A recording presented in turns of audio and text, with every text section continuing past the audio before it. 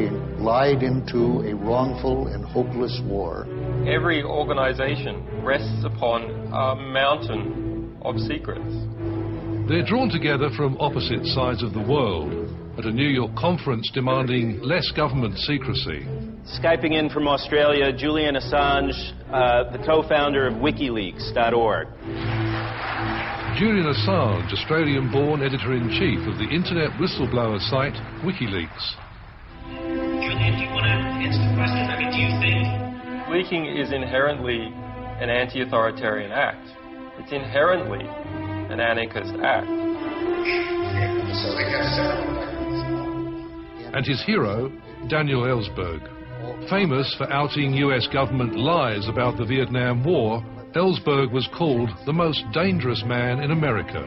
And I believe that Barack Obama was lying when he implied to the public in his State of the Union message, just like Lyndon Johnson in '65, that there was a limit, a low limit to what he's going to put into Afghanistan.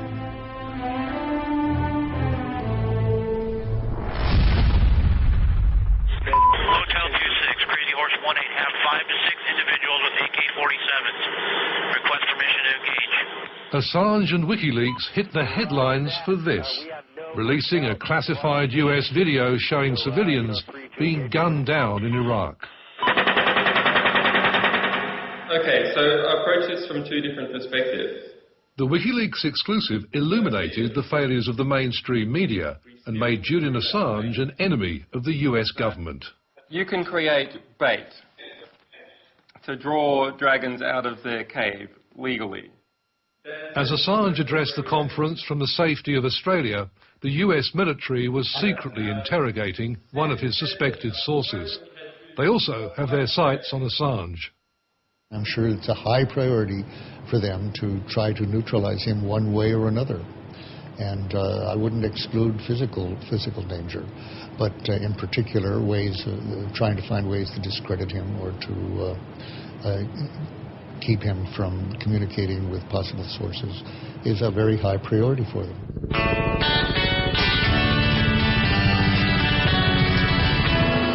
Ellsberg should know.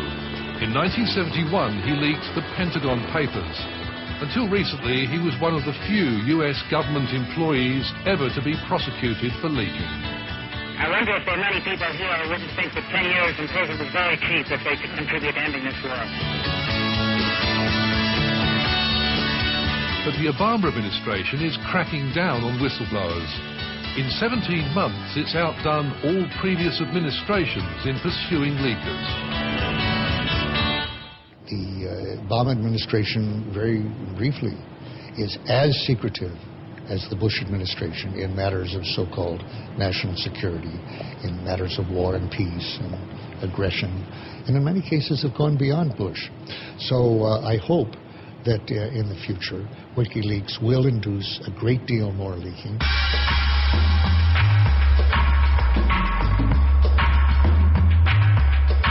For the past 3 years, WikiLeaks has challenged governments everywhere, outing human rights violations in Guantanamo Bay, exposing political murders in Africa, and banks laundering money through offshore tax havens. WikiLeaks has hit the political left and right, and won media awards from Amnesty International and The Economist magazine. Naturally enough, WikiLeaks is very guarded and difficult to track down. Arranging meetings involves a lot of cloak and dagger. Conversations in lifts so no one can be bugged. Locations and times of meetings shift at the last minute. Why is it necessary to go through an elaborate counterintelligence operation just to sit down for a TV interview? Yeah, well, they may seem elaborate to you, but it just seems everyday to me. The issue is not my safety. Rather, the issue is the safety of our sources. So there's just some simple precautions, but it's enough to make it costly and inconvenient to spy on us and try and find out who our sources are.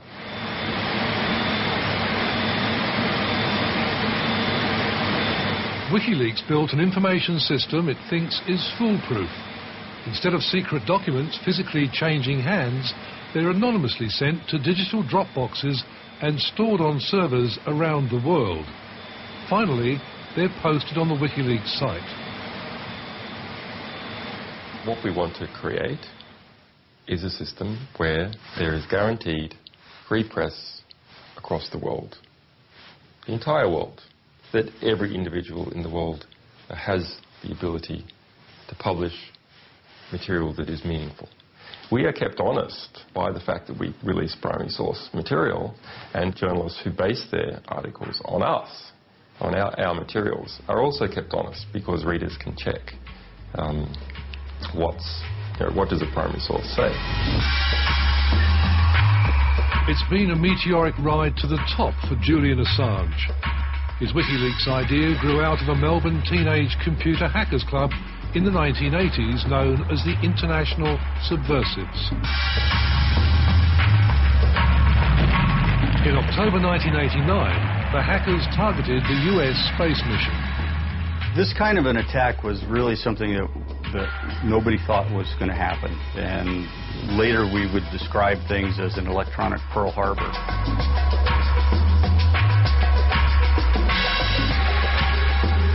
Ron Tenkati was on duty at NASA Control when the computers went haywire. As control staff prepared for the launch of the nuclear-powered Galileo probe aboard the Atlantis space shuttle, the word wank stared back at them from their screens. And you see this banner that says "Worms Against Nuclear Killers," and we at the time at NASA, we had a shuttle on the launch pad about to launch that had plutonium energy canisters for its power source. If this blew up like the Challenger did, all of this plutonium is going to kill everybody in Florida. One clue to where the attack came from appeared at the bottom of the screen. The lyrics of Australian rock band Midnight Oil. You talk of times of peace for all and then prepare for war. Yeah. Julian Assange was part of the hacker club, but specifically denies being involved in the wankworm attack. Nevertheless, police attention focused on his activities. The telecom network is easy. There are no barriers after that once you get through. Yeah, no, Julian needs to be conscious of his security. Former Australian Federal Police Officer Ken Day was part of the investigating team. He was monitoring what we were up to and knew that we would be coming sometime, but we were monitoring him, monitoring us, so we were one step ahead of him. Yeah, that's right. Should be all right from about 11 o'clock tonight. Julian Assange and all the hackers, it was ego. They were there in a very new field, and they had to prove they were the best. Police tracked Assange's hacking to Melbourne's main telephone exchange. He was piggybacking on its computer power to launch his overseas adventures. He was charged with computer offences, but the court found he hadn't intended to cause any harm. They let him off with a fine and a suspended sentence. By then, Assange had felt the power and the scope of a developing network. To be exploring the world and being involved in international politics from your bedroom, that was certainly a feeling that you're on the right path, that this was an extremely educational experience and you were able to do a little bit about the things that were pissing you off.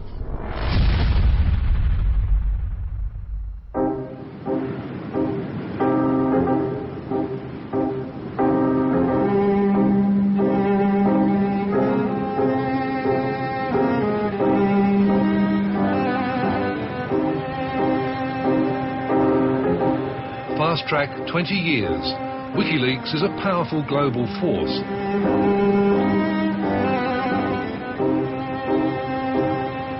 But if there is an HQ, you won't find it in Melbourne or New York or London. Its notional headquarters, its